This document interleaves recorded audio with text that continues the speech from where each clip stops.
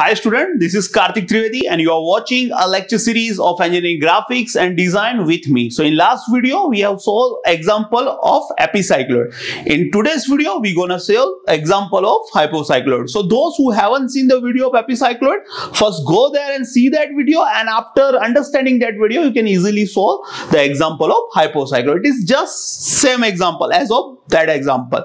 Okay, so now let us start solving the example of hypocycloid. So let us see the example on your screen. Draw a locus of a point on a periphery of a circle which rolls from the inside of a curved path. Take a diameter of a rolling circle 50 mm and radius of a directing circle 75 mm. Now first we will understand what is hypocycloid. So now here we have to imagine first bigger circle, and now we have to imagine another circle which is smaller circle. So now what's happening over here, that a smaller circle is rolling inside the bigger circle. So when a smaller circle rolls inside the bigger circle, the curve that you are getting is hypocycloid. Okay, so just opposite of epicycloid. So now what we have to do, first we have to write the given data. So first we will write the diameter of rolling circle which is given, which is you can say the smaller circle having a diameter of 50 mm. So we have a diameter of rolling circle 50 mm. So radius will be what? 25 mm. So we will you know that we will write a radius of a smaller circle as a small r. So we have a radius of rolling circle is equal to 25 mm. Then we have another big circle. Then radius of that big circle is given, which is directing circle. So radius of directing circle which is given, and this is a bigger circle, so that's why we will write the radius capital R, which is given 75 mm. So capital R is equal to 75 mm. So now when I say a small r, that means I'm talking about a smaller circle. When I say capital R, I'm talking about the bigger circle. So keep that in your mind. Now what we will do, first we will draw a radius of a bigger circle. So first draw a radius of 75 mm. But before we are going to do this, as we have done in epicycloid, first we have to find the angle theta. So equation of angle theta is small r upon capital R multiplied by 360 degree. So here a small r is 25, capital R is 75, 25 divided by 75, that is 1/3, and 1/3 multiplied by 360 degree, that is, you know, yes, 120 degree. So we have a value of theta equal to 120 degree. So now keep that over here. We will use this ladder. Okay, so first what we will do, first we will draw a radius of a directing circle 75 mm. So first draw a radius of 75 mm like this. Okay, give it a name OP. So first we have drawn a radius of 75 mm like this. Now draw a random arc of 75 mm like this. Okay, so we have to draw a random arc like this of 75 mm. So this is a curved path inside which a smaller circle is going to be rolled. Okay, now what we will do, we will draw a smaller circle. So we will draw smaller circle something like this. Okay, and the smaller circle is having a diameter what? It is having a diameter 50 mm. So radius CP will be what? 25 mm. So you can see that the radius CP is 25 mm. Okay, now what we will do, we will first mark the curved path. That means now we have to mark the angle theta 120 degree. So what we will do, we will draw another line which makes an 120 degree angle with line OP. So let us do it. But before we do that, now here we will consider a rotation of smaller circle in anti-clockwise direction. Okay, so keep that in your mind. So let us draw another line which makes a 120 degree angle with OP line like this. Okay, so this is the line which makes a 120 degree angle with line OP. So this much of curved path that we have to consider over here. So we have to consider this much of curved path. You can see that the angle theta subtracted in between them. Okay, subtended in between them. Okay, so this much theta path that we have to used for this hypocycloid. Okay, so this much of curved path that we required.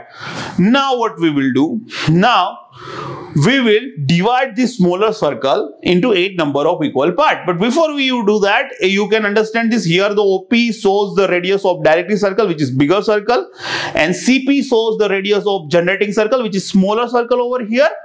Now let us divide this smaller circle into 8 number of equal parts. But before we are going to do that, first we will divide this theta angle into 8 number of equal parts. So we have a theta equal to 120 degree. So let us divide this 120 degree into 8 number of equal parts like this. So 15 degree each, something like this. Okay. Now what we will do? Now from center C, now take a distance equal to O2C. Now take a distance equal to O2C. Now I will remind you that C is nothing but the center of a smaller circle. Now take a distance equal to O2C and draw an arc up to angle theta like this. And whenever it intersect this 120 degree division line, it will be a point C1, C2, C3, C4, C5, C6, C7 and C8. Okay, like this. Now let us divide the smaller circle into 8 number of equal parts like this. Okay. Now what we have done, we have considered the rotation in anti-clockwise. So we will give the numbering anti-clockwise, something like this: 1, 2, 3, 4, 5, 6, 7 and P. Okay. Now this much is done. Now what we do? Now we will draw a arc from point 1. So now what we will do? Take a distance equal to O21. Take a distance equal to O21 from point 1, draw an arc up to angle theta. So when you draw this arc, it will automatically pass from point 7. Now same way, take a distance equal to O22 to O22, draw an arc from point 2. So now take a distance equal to O22 and draw an arc from point 2. Okay, so now from point O, take a distance equal to O22. From point O, draw an arc from point 2 like this. So it will be something like this. So it will automatically pass from point 6. Now from point 3, draw an arc from point 3, something like this, up to angle theta. Now from point 4, so now what you will do? Take distance equal to O24 and from point O, draw an arc from point O as a center, draw an arc from point 4, something like this, up to angle theta. Okay. Now what we will do? Now first we will mark the position of point P. So what we will do? First we will mark the position point P. So point P is already there. Now we have to find point P1. So how to find point P1?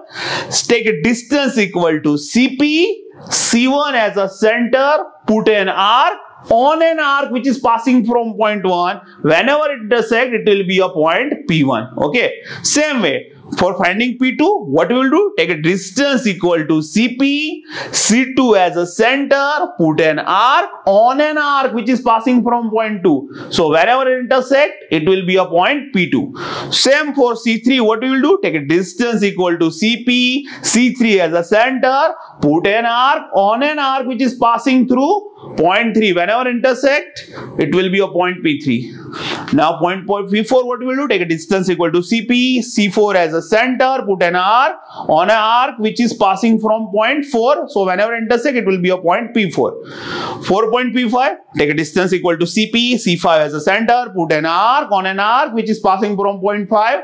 Whenever intersect, it will be a point P5. For point P6, take a distance equal to CP, C6 as a center, put an arc on an arc which is passing from point 6. Whenever intersect, it will be a point P6. Now what you will do for point P7?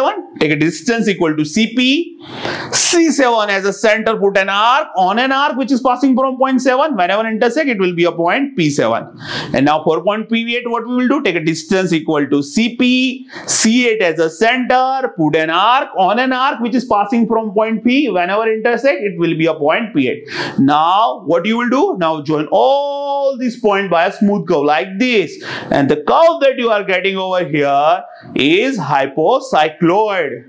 Okay, so it is quite easy. What you have to do? It is just opposite of epicycloid. So just do it systematically.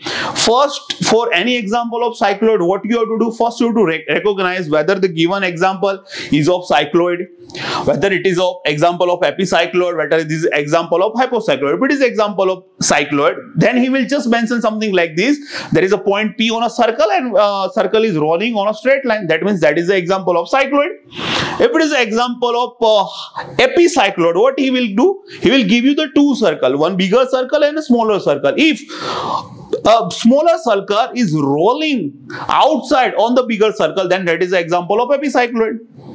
Now what about hypocycloid? There will be a two circle. He will give you to the circle. what will happen? The smaller circle is rolling inside the outer circle, then it will be the hypocycloid.